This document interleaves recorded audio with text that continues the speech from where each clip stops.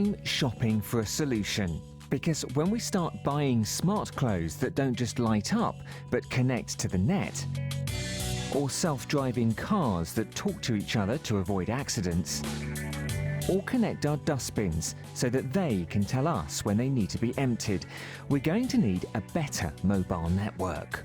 We have previously been talking around 50 billion connected devices, and we think that that may even be a bit conservative nowadays. So at least 10 times the number of connections that we have today. And 4G can't cope with that? No. 4G was not designed to cope with that. In 5 years, Ericsson Research reckons our thirst for mobile data will multiply tenfold. An increase in things like sensors connected to the net will need a network that won't just help firefight, it could help deliver a very different world. This is not a shopping trolley. It's the world's first 5G mobile device with indicators. And yes, that is about a 4 gigabit per second connection. You could stream 100 Ultra HD movies with that, and let's face it, this beast is practically big enough to show them all. The first 3G and 4G mobile prototype devices were even bigger than this, so the race is on to try to fit one of these inside your pocket. But it's not just about blistering speeds. One of more than 20 global companies working together on 5G has a very special deadline.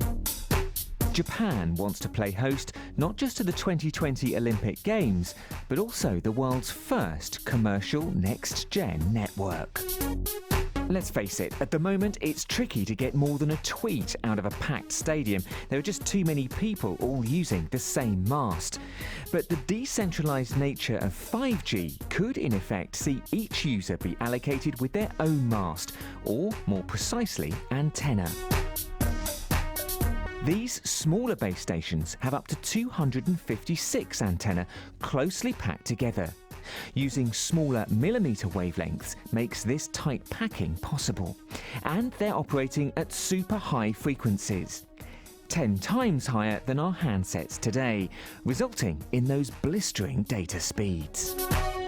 Advanced antenna tech will form data beams that will track and focus on devices only when needed, and will use more of these smaller base stations rather than a single mast to dodge any objects that could block the higher frequencies, like buildings.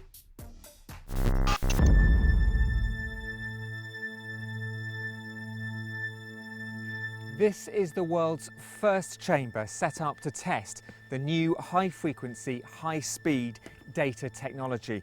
What's happening here is they're getting a 3D profile of exactly what the data beams that this antenna is capable of sending out look like. They want to find out just how many data beams could be sent to a single device. Having 8 or even 16 beams means greater reliability for systems we may want to depend on in 5 years' time, like remote air traffic control towers servicing multiple airports, or remote surgery.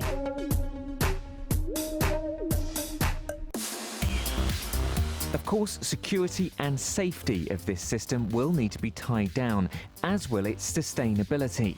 But that's why these researchers are busy, trying to find the perfect solution for a mobile network that will work in 5 years' time. And one thing's for sure, this won't be the future. Can you hear me? Hello? Dan, is that you? Dan? Hello? Dan? Hello? Line to the future's quite bad at the moment.